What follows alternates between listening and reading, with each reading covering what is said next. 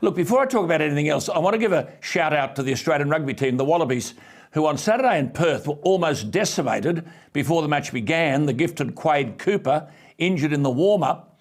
And then when the game started, calamity seemed to follow calamity. But the Wallabies narrowly got home against an England side that must surely put their coach, ADH, under real pressure to hold his job. Then there's Wimbledon and Kyrgios, a player gifted beyond description. But following his victory over the Greek Stefanos Tsitsipas on Saturday, Pat Cash, the 1987 Wimbledon champion, said that Kyrgios has dragged tennis to new depths.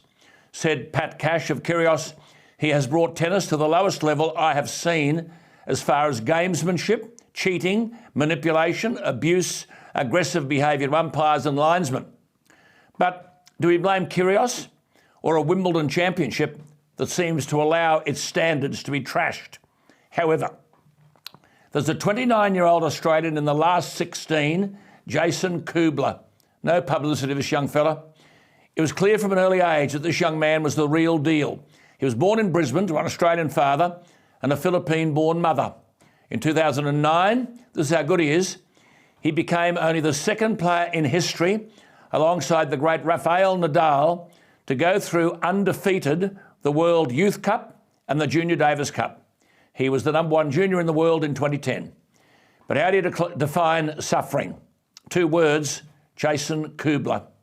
Nick Kyrgios could take a leaf out of this bloke's book. He never complains.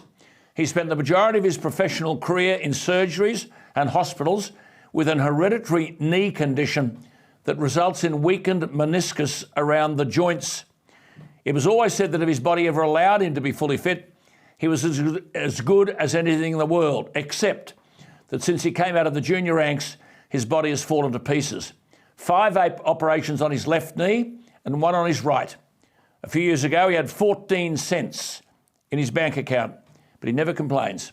He's reached the 4th round at Wimbledon. The 29-year-old wins today and he goes to the quarters. The 29-year-old has guaranteed himself a payday of at least $337,000, almost half as much as he has made in his entire career. I must point out that if Alex de Minaur beats a gifted Chilean in the round of 16 and Kyrgios beats a talented American, Kyrgios and de Minaur will meet in the quarterfinals.